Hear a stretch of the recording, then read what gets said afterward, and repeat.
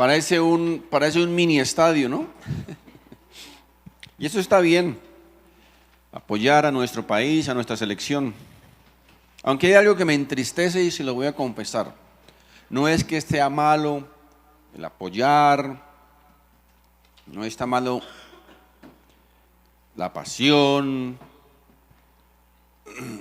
el entusiasmo, el ánimo, la diligencia, la responsabilidad, el compromiso con el deporte, con cualquier actividad. Yo también lo hago y a mí me encanta. Hoy no me la puse porque no me compraron camiseta. Pero ¿saben qué es lo que me entristece? Que a veces uno no ve el mismo entusiasmo, la misma dedicación, el mismo compromiso, la misma diligencia con las cosas del Señor. Eso es lo que me entristece. Lo otro también, repito, nos alegra y también lo hago. Y me entristece también que ayer hablamos con mi esposa cuánto a veces uno anhela que el cristiano, que el creyente tuviésemos el mismo compromiso y la misma responsabilidad que tienen un montón de sectas en el mundo. Los musulmanes, por ejemplo. Ustedes no sé si se han dado cuenta el compromiso que tienen, ¿verdad?, con su doctrina, con su pensamiento. La responsabilidad, la diligencia, por ejemplo, los testigos de Jehová. Ellos van por casa en casa y los tratan mal, les tiran la puerta por las narices, los insultan. Y ahí están.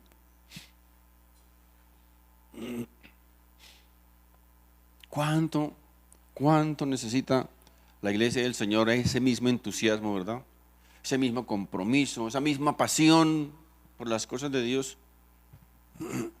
Como repito, como tantas sectas que no conocen realmente la palabra del Señor, lo tienen. Una de las preguntas más obvias que pueden hacernos muchas veces a los que testificamos del Señor, a los que compartimos la palabra del Señor, a los que predicamos, a los que evangelizamos, y que muchas veces tal vez muchos creyentes no pueden responderla es: ¿cómo hacer para ser salvos? ¿Cómo podemos ser salvos? ¿Cómo podemos ser salvos de la condenación eterna?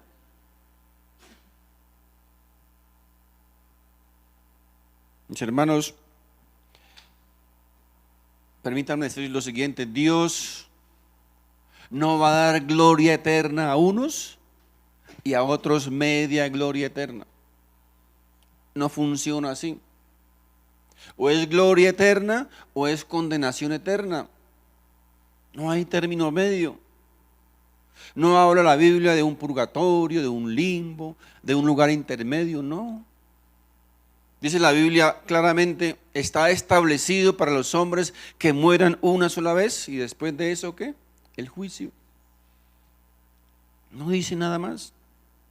Ahora, esta pregunta, mis hermanos, fue precisamente uno de los floreros de Llorente que se llevó a cabo para la Reforma Protestante, cuando se presentó un choque entre las normas humanas que la Iglesia romana presentaba y la salvación.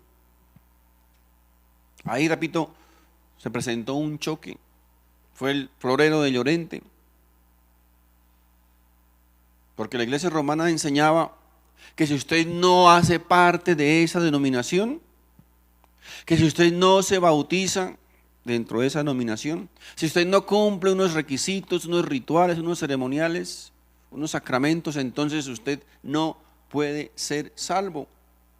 Y ahí obviamente, repito, se presentó un choque con los reformadores que hacían parte también de esa misma iglesia romana.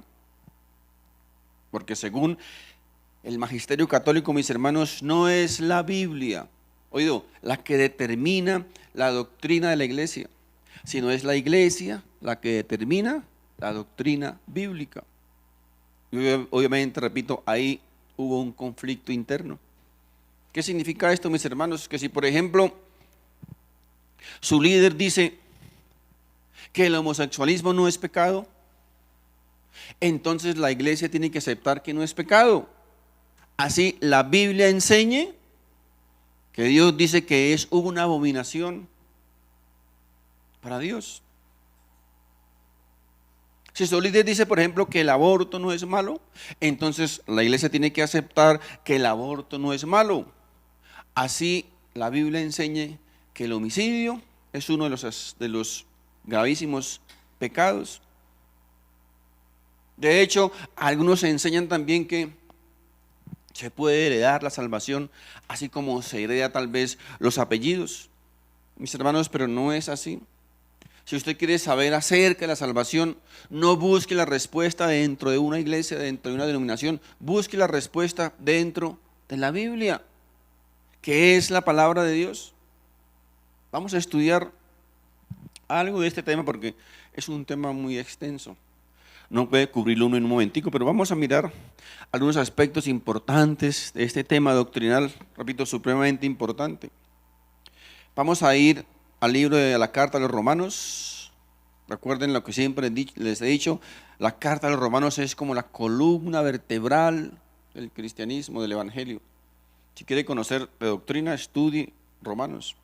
Romanos capítulo 10, el verso 5 dice: porque de la justicia que es por la ley, Moisés escribió así. Fíjense, de la justicia que es por la ley. La justicia habla aquí de la justificación. Si quiere justificarse siguiendo la ley, dice Moisés, dice: el hombre que haga estas cosas vivirá por ellas. Fíjense cómo Pablo comienza aquí hablándoles a los fariseos, a los judíos, sobre las palabras de uno de los más grandes líderes y los que más veneraban los judíos, de Moisés. Pablo les dice: voy a usar las mismas palabras de Moisés. Les voy a hablar lo mismo que su líder Moisés les enseñaba, que tal vez nunca lo pudieron entender. El mensaje de salvación de Pablo estaba dando el mismo mensaje que Moisés les había enseñado o les había dado a los judíos, que la salvación no se puede conseguir por obras, que es imposible que alguien pueda salvarse haciendo buenas obras o cumpliendo unos rituales o unos ceremoniales o cumpliendo la ley que representa los 10 mandamientos. Dice Pablo, es imposible. Pablo aquí les dice, lo mismo que le puede decir fue lo mismo que dijo Moisés. Todo el que practica, dice, la justicia, que es por la ley, dice, vivirá por ella. Ahora, en la antigüedad, en ese entonces, había una creencia, una enseñanza de los judíos, de los fariseos, que si usted cumplía la ley, si cumplía los mandamientos, entonces podía ser salvo. Y ellos trabajaban y se esforzaban por eso, por cumplir la ley, para ser salvos, para agradar a Dios. Pero el problema era que se debían cumplir todos los mandamientos, no 5, ni 6, ni 8, ni 9, no, todos los mandamientos se deberían cumplir para poder ser considerados justos delante de Dios, para que Dios pudiese aprobarlos. Y Moisés lo deja muy claro. Miren lo que decía Moisés en Levítico capítulo, allá al final de la Biblia, Levítico capítulo 18, el verso 5 dice, aquí Moisés hablando: por tanto guardaréis mis estatutos y mis ordenanzas, los cuales haciendo el hombre vivirá por ellos. Yo Jehová, dice la palabra. Es decir, cumpliéndolos todos podrá ser salvo. Pero resulta, mis hermanos, que allí en esa enseñanza había un pequeño problema. Y era que tal vez ellos no lo entendían, y era que Dios no va a aceptar ningún error. Dios no va a aceptar, Dios no va a dejar pasar por alto ningún pecado, ninguna mentira, absolutamente nada. Es decir, usted puede ser una persona veraz, hablar siempre la verdad, pero un día se le salió una mentira, ¿y saben qué? Perdió el año. Ya falló. Me puedo comportar perfectamente bien, como dicen por ahí a veces, como un San Juan Bosco, como Santo Domingo. Pero resulta que un día se me atravesó la vecina con minifalda y yo miré así como con codicia. ¿Saben qué pasó? Perdí el año, fallé. Porque Dios no permite, repito, Dios no acepta ningún error. Dios no acepta ninguna falla. Santiago capítulo 2 verso 10 dice: porque cualquiera que guardare toda la ley, pero ofendiere en un punto, dice, se hace culpable de todos. ¿Entienden? Dios exige, dice, está bien, si usted quiere vivir por la ley, si usted quiere cumplir la ley, quiere ser justificado por la ley, entonces cúmplamelos todos. Cúmplalos todos. A ver, ¿qué pasa? Mis hermanos, repito una vez más, Dios no dejará pasar por alto ni un solo de nuestros pecados. ¿Saben por qué? Porque Dios es perfectamente santo. Perfectamente santo. Es como si usted, imagínense que usted tiene aquí 500 litros de agua potable, cristalizada, manantial, y le echa unas goticas ahí de cianuro a esa agua, gotas de cianuro. 500 litros de agua. ¿Saben qué va a pasar? No se la va a poder tomar, no se la debe tomar. Pero 500 litros, tengo que botar 500 litros de agua por unas gotas de cianuro. Por unas gotas de cianuro no puede usar esa agua. Así sean 500 litros de agua, mis hermanos. Así son las cosas con Dios.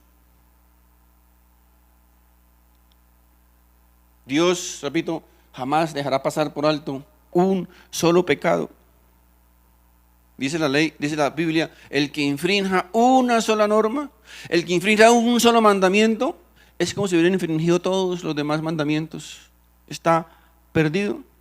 Así que cuando veamos a alguien, mis hermanos, en la calle por ahí, sumido en la drogadicción, en el alcoholismo, en la prostitución, en tantas cosas que ven en la calle, ¿sabe qué? No nos escandalicemos tanto y los rechacemos. Porque los pecados de ellos tal vez los podemos mencionar, ¿cierto? Homosexualidad, lesbianismo, prostitución, drogadicción, alcoholismo. Pero nuestros pecados también tienen un nombre, ¿cierto? Tal vez envidia, amargura, resentimiento, murmuración, odio, etcétera, etcétera. ¿Se dan cuenta, mis hermanos? Ellos cometen unos pecados y nosotros cometemos otros. Así que somos igual de culpables delante de Dios. Somos igual de culpables. ¿Qué dice Moisés? Dice, quien quiera vivir por la ley debe cumplirla en su totalidad. Y luego Santiago nos recuerda nuevamente que quien viole una sola norma de Dios ya es culpable delante de Dios. Así que cuando escogemos vivir para agradar a Dios, cumpliendo unas normas, unos ceremoniales, unos rituales, estamos perdidos. Estamos perdidos, mis hermanos.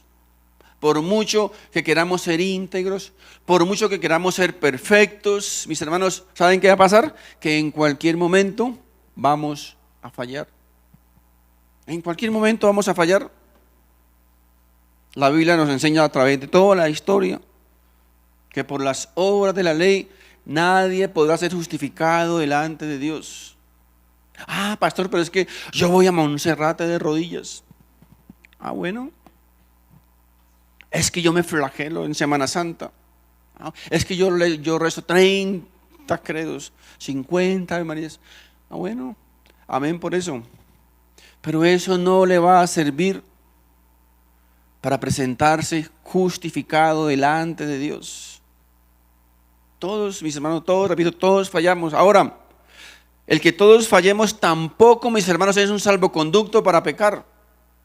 Ah, pero es que Es que todos fallamos, que somos humanos, ¿verdad? No.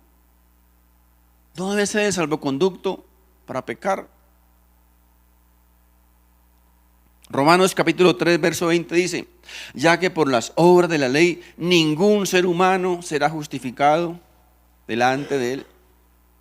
Miren, si estudiamos los héroes de la fe en la Biblia, los grandes hombres de Dios, encontramos que casi todos ellos fallaron.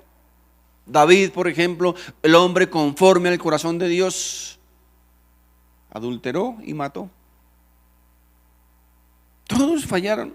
Moisés falló, Sansón falló, Pablo falló, Pedro falló.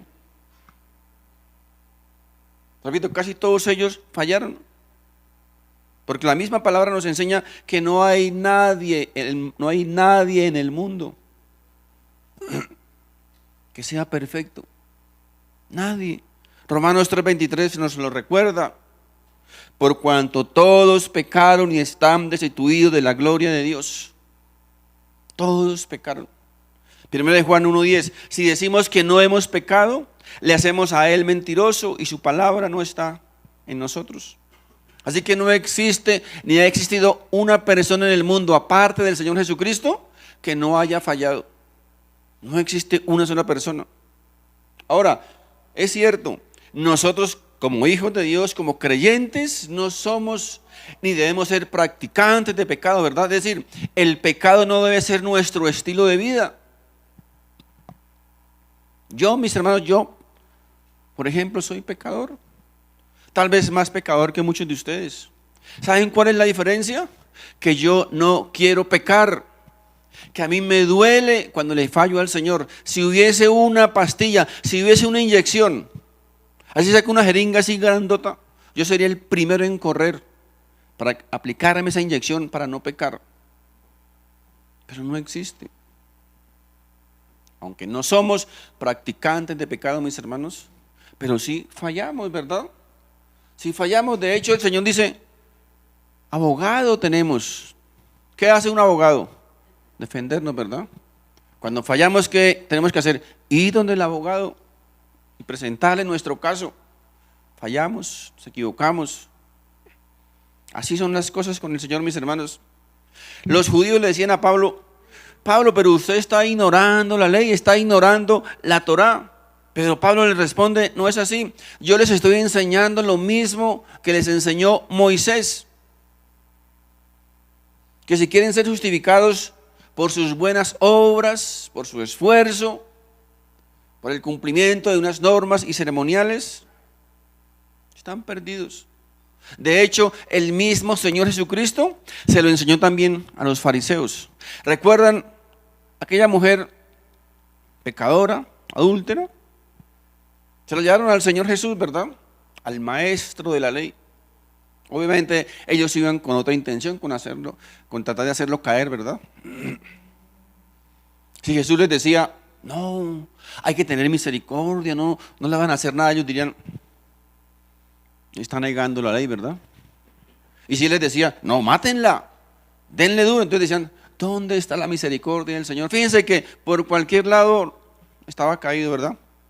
¿Qué les dijo el Señor? Dice que los miró a la cara y le dijo, está bien, ¿cierto? ¿Está bien? Eso dice la ley. Pero entonces yo les digo, el que de ustedes esté libre de pecado, pues tiren la primera piedra, háganle. Él no les dijo que no lo hicieran, ¿verdad? No les dijo. Les dijo que lo hicieran.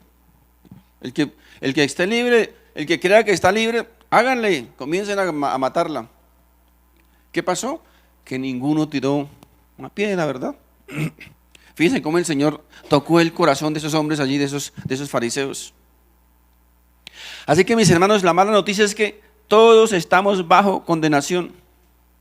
No hay ninguna posibilidad, no hay ninguna esperanza para que una persona pueda ser justificada delante de Dios, aparte del Señor Jesucristo. No hay ninguna posibilidad. Miren, si tu mamita ha rechazado a Jesús, la Biblia dice que tu mamita va a ir al infierno. Si su papito o si tu papito ha rechazado al Señor Jesús, según la Biblia, tu papito va a ir al infierno. Si tu hijito, por más querido, hermoso y agradable que sea, ha rechazado al Señor Jesús, la Biblia dice que va a ir al infierno. No lo dice ningún predicador, lo dice la Biblia. No hay ninguna esperanza, mis hermanos, ninguna esperanza fuera del Señor Jesucristo. Porque recuerden, por el cumplimiento de la ley, de las normas, de la obediencia, a rituales, a ceremoniales, a preceptos humanos, nadie podrá ser declarado justo delante de Dios. Pablo no termina ahí. Miren, en Romanos capítulo 10, versos 6 y 8 dice la palabra del Señor. Dice, pero la justicia que es por la fe. O sea, fíjense aquí, Pablo aquí habla de otra clase de justicia, ¿verdad? Antiguamente hablaban de la justicia por el cumplimiento de los mandamientos. Aquí dice Pablo, pero la justicia que es por la fe dice, así, no digas en tu corazón, ¿quién subirá al cielo? Esto es, para traer abajo a Cristo. ¿O quién descenderá al abismo? Esto es, para hacer subir a Cristo de entre los muertos. Mas, ¿qué dice esa nueva ley? Esa nueva justicia. Cerca de ti está la palabra, en tu boca y en tu corazón. Esta es la palabra de fe que predicamos. Pablo aquí nos dice, nos habla de otra clase de justicia. Recuerden que lo antiguo pasó, quedó derogado. Y aquí nos habla de otra clase de justicia que es por la fe. Aquí alguien o ellos podrían decir, pero ¿cómo vamos a bajar a Cristo de los cielos? ¿Quién va a subir al cielo para bajar a Cristo? ¿O quién va a ir a las profundidades de la tierra para traer a Cristo de los muertos? Para que Él esté con nosotros, así como aquí dice el apóstol Pablo. Pero Pablo dice aquí, no lo han entendido. No se trata de eso. No se necesita bajar a Cristo de los cielos, ni subirlo de entre los muertos, de las profundidades, no. Dice, porque Él está cerca de ti, dice, está en tu boca y está en tu corazón. Está cerca del ser humano. Miren, Moisés, vamos un momento a Moisés. Pablo vuelve aquí a mencionar a Moisés nuevamente. En Deuteronomio capítulo 30, verso 11 y 14, miren lo que escribía Moisés. Porque este mandamiento que yo te ordeno hoy no es demasiado difícil para ti, ni está lejos. No está en el cielo para que digas, ¿quién subirá por nosotros al cielo y nos lo traerá? Y nos lo hará oír para que lo cumplamos. Ni está al otro lado del mar para que digas, ¿quién pasará por nosotros el mar para que nos lo traiga y nos lo haga oír? A fin de que lo cumplamos. Porque muy cerca de ti, dice, está la palabra en tu boca y en tu corazón para que la cumplas. Ahora, este texto obviamente los judíos no lo entendían o no lo podían interpretar correctamente.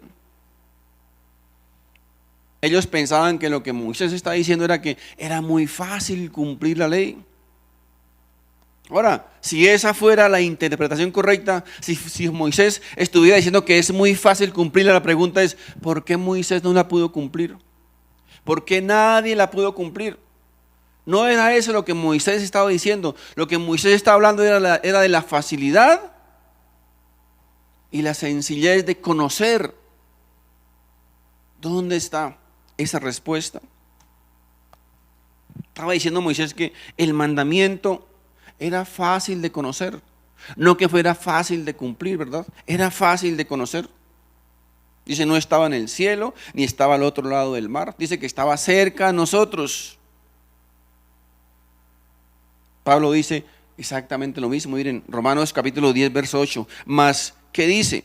Cerca de ti está la palabra, en tu boca y en tu corazón. Esta es la palabra de fe que predicamos. Pablo les está diciendo a los judíos, ustedes no lo entendieron. Lo que Moisés quería decirles, mis hermanos, es que ese mandamiento del que les está hablando es precisamente el mismo Jesús. Ese mandamiento es el mismo Jesús. Obviamente los judíos no lo habían entendido. Es el mismo Cristo, el que Moisés les estaba predicando y el que Pablo aquí les está también enseñando. Qué maravilloso que ese mandamiento, mis hermanos, ese maravilloso mandamiento es Cristo mismo. Dice, no está lejos. Les decía, no está lejos. No tienen que subir al cielo o bajarlo, porque ya estuvo con nosotros, ¿verdad? No hay que bajar a las profundidades a rescatarlo, porque Él resucitó entre los muertos. Fíjense lo que Pablo les decía, está con nosotros, está cerca de nosotros, está en nuestro corazón y está en nuestra boca. Así que mis hermanos, desde el comienzo siempre Dios fue un Dios bueno, fue un Dios misericordioso. Dios siempre ha sido justo y misericordioso. Y nadie podrá decir jamás, nadie podrá decir delante de Dios que no tuvo la oportunidad de conocer la gracia y la misericordia del Señor. Dios dice en su palabra que del principio, dice, ha puesto su palabra lo más cercana posible, dice, en nuestra boca y en nuestro corazón.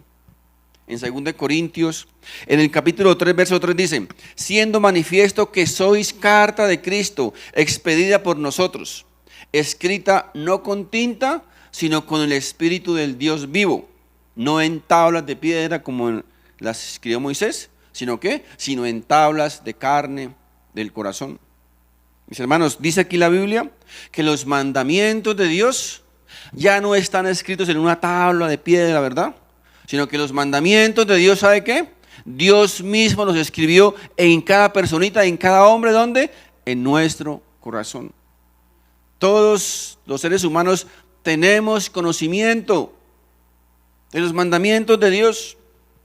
Mis hermanos, mire, el mundo odia a Dios, ¿sabían eso? El mundo odia a Dios, pero rigen sus países, ¿saben cómo? De acuerdo a la moral de Dios, a la justicia de Dios. Eso hace el mundo. El mundo dice que Dios no existe, pero penalizan el homicidio. ¿Saben por qué? Porque Dios dice en su palabra que es malo. El hombre dice que Dios no existe, pero penalizan el hurto. ¿Saben por qué? Porque la ley de Dios dice que es malo. El mundo no cree en Dios, el mundo niega a Dios. Pero repito, rigen sus países y rigen sus vidas de acuerdo a lo que Dios ha establecido. ¿Por qué? Porque Dios ha escrito sus mandamientos, su ley moral en el corazón del hombre. Por eso dice Moisés y Pablo, está cerca de nosotros, está en nuestro corazón y está en nuestra boca. Está cerca del ser humano. Miren, pregúntele a un ateo. Haga la prueba, pregúntele a un ateo. ¿El homicidio es malo? ¿Saben qué le va a responder? Por supuesto que es malo, ¿verdad? ¿Por qué lo dice? Porque Dios dijo que es malo. Porque Dios ya lo ha escrito en el corazón del ser humano. Por eso dice, escribiré mis leyes en el corazón del ser humano. Solo, mis hermanos, que la incredulidad y el pecado han distorsionado y han corrompido esa moral de Dios. ¿Se han dado cuenta, mis hermanos? Nos estamos dando cuenta en la actualidad cómo las leyes de los países hoy día están corrompiendo y distorsionando la moral de Dios. El pecado y la incredulidad. Hoy día se legisla a favor del aborto, a favor del homosexualismo, a favor de los delincuentes, a favor de los delitos. Eso es lo que hace hoy día los países. Han torcido y han corrompido la moral de Dios. Lo que Dios, repito, ha escrito ya, ha puesto en el corazón del ser humano. Esto, mis hermanos, no es más que un sucio trabajo de Satanás. Un sucio trabajo del enemigo. Tomar la moral de Dios, la justicia de Dios y distorsionarla y corromperla. El mundo, mis hermanos, repito, todos los días no hace más que distorsionar y corromper la moral de Dios. Es lo que hace el mundo todos los días. Miren, ¿qué pasa ahora en los concursos de belleza, por ejemplo? ¿Saben a quién están mandando? Están mandando a hombres vestidos de mujer y los llaman transgénero. ¿Qué es eso, mis hermanos? Miren, la posibilidad de que un hombre se transforme en mujer, mis hermanos, o viceversa, es imposible. Podrá disfrazarse, podrá vestirse como mujer, podrá pintarse como mujer, podrá añadirse cosas, quitarse cosas, mis hermanos. Pero es imposible, genéticamente es imposible. Esa persona seguirá siendo lo que Dios quiso que fuera. Es imposible. Mire, coja usted un burro, dígale que es un avión, póngale alas, ruedas, cola, móntele un piloto encima del burro. Ese burro jamás será un avión porque jamás podrá volar, mis hermanos. Jamás podrá volar. Disfrácese como mujer, vístase como mujer, colóquese lo que quiera, pero ¿saben qué, mis hermanos? Siempre tendrá que ir donde un urólogo, no donde un ginecólogo. ¿Por qué? Porque nunca tendrá la capacidad de procrear. Pastor, entonces las mujeres que son estériles, entonces, mis hermanos, es diferente. Una cosa es que no pueda procrear por un problema físico, ¿verdad? Es como un avión. Hay aviones que no van a poder volar por una falla técnica, pero no significa que no sea un avión. Es algo totalmente diferente, mis hermanos. El mundo, repito, está distorsionando y corrompiendo cada día la moral de Dios. Miren, hoy día, por ejemplo, se presta más atención, hay más interés mundial para una especie de animal que está en vía de extinción que para los 25 millones de niños asesinados a través del aborto cada año en el mundo.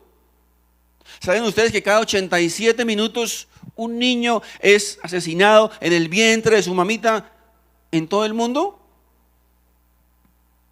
Ahora, yo no estoy en contra del maltrato animal, ni más faltaba. Yo amo los animalitos, los amo, tengo mascotas, he tenido muchas mascotas. Y las amo, las aprecio, las quiero.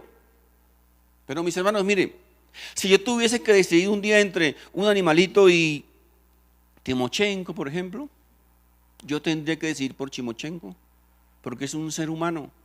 Y mientras él esté en esta tierra, mientras tenga una oportunidad, siempre va a tener la oportunidad de arrepentirse y ser salvo. Así de sencillo. Pero ¿saben qué ha hecho el enemigo? ¿Se ha hecho que el demonio? Nos ha hecho creer, le ha hecho creer al mundo que los animales son más importantes que los seres humanos. Se ha distorsionado la moral de Dios. Se ha corrompido la moral de Dios. Está siendo violentada, está siendo distorsionada, repito, por el hombre. Pero dice aquí el apóstol Pablo que en el día final nadie va a tener excusa delante de Dios, nadie, porque Dios ha colocado que su justicia, su moral dentro del ser humano, dentro del corazón del ser humano. Dios ha escrito allí sus mandamientos. Todo. Los hombres, dice la Biblia, enseña la Biblia, todos los hombres son responsables delante de Dios. Nadie va a decir, es que yo no sabía, es que a mí nadie me dijo. No, dicen, está muy cerca de nosotros. Es más, estuvo en esta tierra. Moisés dijo del principio, el camino a la salvación no está en los cielos para que alguien diga, ¿quién subirá a bajarla? Ni tampoco dijo, está al otro lado del mar para que digan, ¿quién la traerá? Dice aquí el apóstol Pablo, el camino a la salvación no está en el cielo para que alguien tenga que subir a bajarla, ni tampoco está al otro lado del mar para que alguien diga, ¿quién la traerá? No, dice Pablo, el camino a la salvación está muy cerca de nosotros, está entre nosotros, está en nuestro corazón y está en nuestra boca.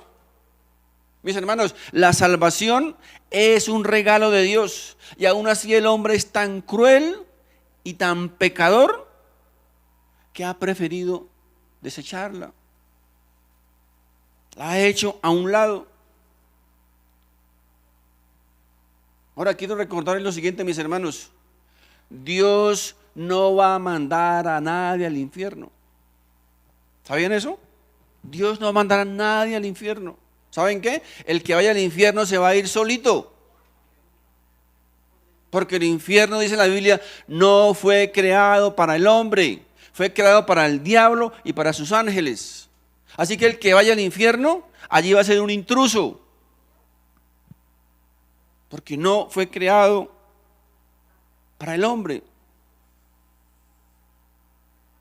Y va a ser un intruso además porque el mismo Dios en su palabra dice que su voluntad, que su deseo, fíjense lo tremendo, la voluntad de Dios, el deseo de Dios es que todos sean salvos. Es lo que Dios desea, es lo que Dios anhela. Pero hay, mis hermanos, tanta maldad en el corazón humano que aún en contra de la voluntad y el deseo de Dios, muchos van a negar a Cristo y a preferir la oscuridad.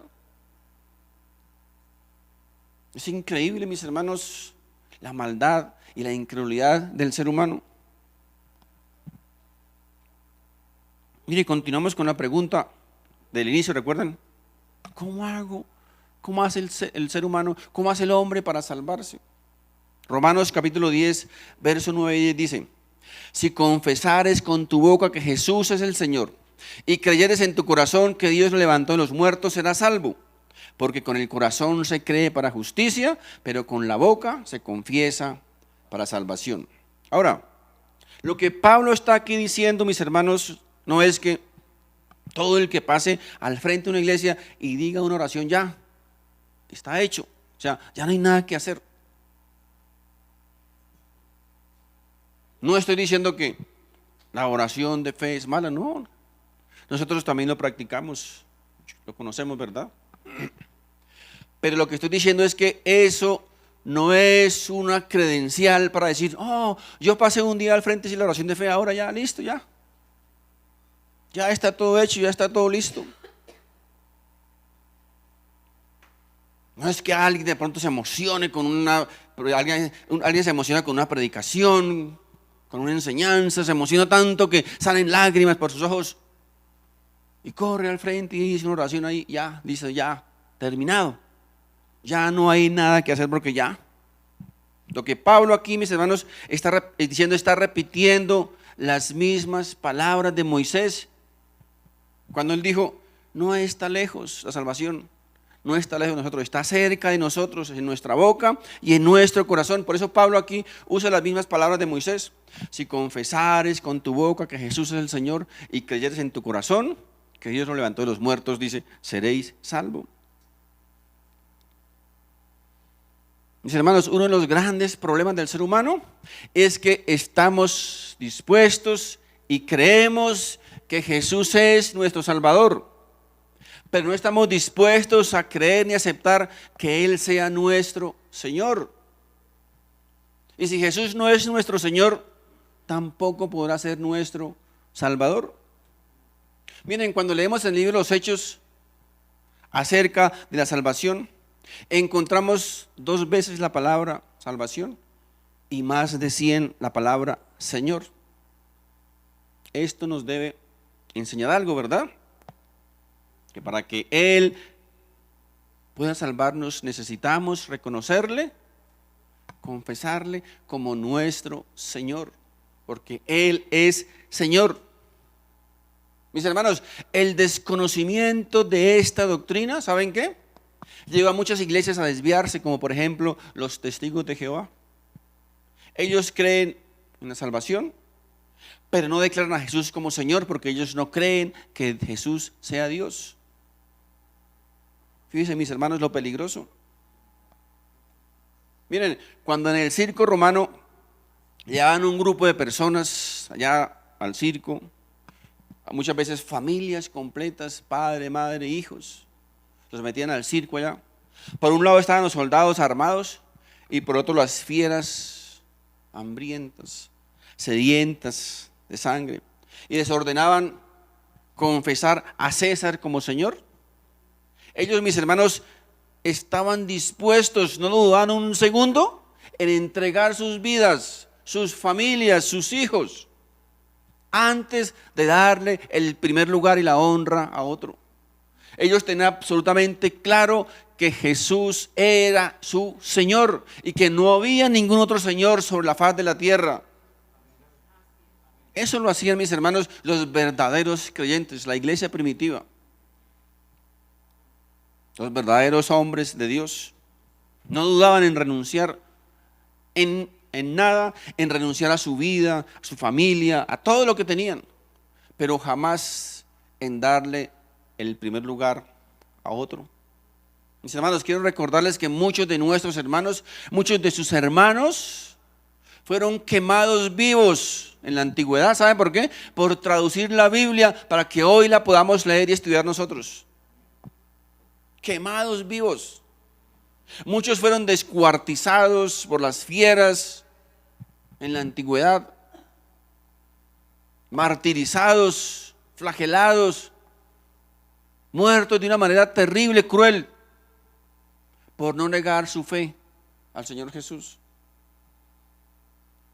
Mis hermanos, esa gente sí supieron lo que era un verdadero problema, porque estaba en juego su vida. ¿Saben qué es lo más triste hoy día, mis hermanos? Lo más triste, lo que le duele a uno más, que hoy día personitas como ustedes se disgustan porque los miran feo, se van de la iglesia porque no los saludan, se apartan de Dios porque a alguien no les gustó. La pregunta es, ¿qué va a pasar con esas personas, mis hermanos, cuando el día de mañana tengan una verdadera prueba en su vida? ¿Qué van a hacer? ¿Sabe qué van a hacer? Se van a morir. Porque si por tonterías están chillando. Estos hombres, esos creyentes, mis hermanos, esos creyentes en la antigüedad, sí eran hechos de madera, ¿verdad? De madera fina. Ahí era su vida la que estaba en juego. Recuerden, si Jesús no es nuestro Señor, si Jesús no es tu Señor, tampoco reclame que sea tu Salvador, porque no va a serlo. Muchas personas vienen a las iglesias o van a las iglesias buscando que se les solucionen sus problemas económicos, familiares, físicos, etcétera, etcétera. Pero mis hermanos, el propósito de las iglesias no es solucionar los problemas de la gente. ¿Saben por qué? Porque los problemas siempre van a existir. Todos tenemos problemas. Todos tenemos problemas. Ahora, los problemas no van a evitar que usted pueda ir al cielo. Pero el no conocer a Jesús, sí. Así que ese no es el propósito de las iglesias. El propósito de las iglesias es predicar a Jesús como nuestro Señor, como nuestro Salvador, y ayudar. Sí, claro, estamos para ayudar a las personas, ¿verdad? Mientras que podamos, las ayudamos.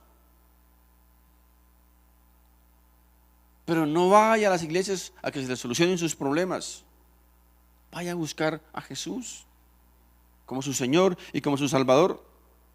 Por eso Pablo aquí lo primero que dice es, si confiesas con tu boca que Jesús es el Señor, y después dice, fíjense, primero dice, si confiesas con tu boca que Jesús es el Señor. Lo primero, ¿verdad? Dice, y creyeres en tu corazón que Dios lo levantó de los muertos, dice, serás salvo. Ahora, no falta el abeja que puede decir, bueno, entonces, si yo confieso al Señor y creo en mi corazón, entonces ya no tengo que obedecer más. Porque ya hice lo que dice ahí que hagan, ¿verdad? Pero mis hermanos, recuerden, esa no es la credencial. Esa no es la credencial. ¿Sabían ustedes que hay una credencial en la Biblia que te puede mostrar si verdaderamente lo que has dicho con tu boca es lo que crees en tu corazón? ¿Sabe cuál es la credencial? El fruto. Dice la Biblia, por sus frutos los conoceréis. Los frutos no se pueden engañar, ¿verdad? Cada quien va a dar lo que está en su corazón. Si usted quiere saber verdaderamente si alguien es un verdadero creyente, un verdadero hijo de Dios, un verdadero cristiano, dice la Biblia, mire sus frutos. Esa es la verdadera credencial, mis hermanos. Por sus frutos, dice, por sus frutos los conoceréis. Pastor, le confieso que es que a mí me cuesta mucho perdonar. O sea, no, yo he tratado, pero no puedo. Es muy difícil para mí perdonar a alguien. La pregunta es, ¿quién es tu Señor? Ah, no, mi Señor es Jesús. La otra pregunta es, ¿y entonces qué dice tu Señor? ¿Cierto? Si es tu Señor, pues mira qué dice tu Señor. ¿Qué dice? Que debemos perdonar, ¿cierto? Si Él es mi Señor. Uy, pastor, pero es que yo no puedo soportar a esa persona, es que no la aguanto, no la resisto. No puedo ni verla. Cuando Él viene por un lado, yo me voy por el otro lado. Pregunto, ¿quién es tu Señor? No, pastor, mi Señor es Jesús. Otra pregunta, entonces, ¿qué dice tu Señor? ¿Saben qué dice tu Señor? Mateo capítulo 5, verso 44 en adelante. Amad a vuestros enemigos, bendecid a los que os maldicen. Amad a vuestros enemigos, ¿cierto? No a vuestros amigos, aquí no dice vuestros amigos. Amad a vuestros enemigos. Bendecid a los que os maldicen. Haced bien a los que os aborrecen. Orad por los que os ultrajan y os persiguen, para que seáis hijos de vuestro Padre que está en los cielos, que hace salir su sol sobre malos y buenos, y que hace llover sobre justos e injustos. Esto es otra cosa, mis hermanos, que a veces a uno como que lo trata de desestabilizar, ¿sí no? Pero ¿cómo así? Luego esa personita no dice que es ser cristiana. ¿Cuánto lleva en el cristianismo? ¿Cuánto lleva conociendo al Señor? Y entonces, ¿por qué no puede perdonar la falta del hermano? No puede pasar por alta la falla de la hermanita. ¿Por qué vive criticando, juzgando a los hermanos? ¿Quién es tu Señor? Ah, mi Señor Jesús. Pregúntese entonces, ¿qué es lo que quiere mi Señor que yo haga? ¿Qué es lo que quiere que yo haga? Que mis hermanos, Jesús, si Jesús es nuestro Señor, que no sea solo de palabra, no sea solo de pasar al frente, decir una oración ahí que el pastor le dice ya y ya, o sea, ya, terminado. No, mis hermanos, de eso no se trata. Así no funciona. Que lo que yo confieso con mi boca y creo en mi corazón sea real, sea real. Y si eso es real, mis hermanos, ¿sabe qué? Eso se va a tener que ver reflejado en mi vida, en mi estilo de vida, si es real. Porque si no, fue un pasatiempo ahí nomás. Mis hermanos, así que yo voy a ser entonces buena persona, me voy a portar bien, ¿cierto? Voy a obedecer. No para que digan que, uy, ese es cristiano. No. ¿Saben por qué lo voy a hacer? Porque yo amo a mi Señor. Porque yo amo a Jesús. Yo no voy a venir a la iglesia para que digan, uy, qué hombre tan responsable, tan diligente, mire. Mire su compromiso con la iglesia. Llega temprano, llega una hora antes de que hablen en la iglesia. Para que digan que soy un buen cristiano. No. Yo vengo a la iglesia, mis hermanos, vengo a la iglesia, adoro, alabo. ¿Saben por qué? Porque amo a mi Señor. Yo, mis hermanos, no voy a ofrendar, no voy a diezmar, no voy a ayudar para la obra, para que me vaya bien. No. Usted va a ofrendar, usted va a ayudar para la obra porque ama a su Señor y porque usted quiere que la obra continúe, que la obra se extienda, que el evangelio sea compartido a muchas personas, ¿cierto? No para que me vaya bien, no es un negocio. Y de paso a los falsos de la prosperidad, no es un negocio. Usted no diezma, usted no ofrenda, usted no va a la iglesia para que le vaya bien, para que se le multipliquen. No, usted lo hace, repito, porque usted ama a su Señor. Toda nuestra motivación, mis hermanos, toda tu motivación debe hacerla porque usted ama a su Señor. No va a haber ninguna otra motivación diferente a nuestro amor y nuestra pasión por Jesús. Es lo que la Biblia enseña. La única motivación debe ser nuestro Señor. El problema de mucha gente, mis hermanos, es que les importa un comino lo que dice y lo que piensa Jesús. Solo les interesa quedar bien con la moderna sociedad o sentirse bien. El resto le interesa un pepino.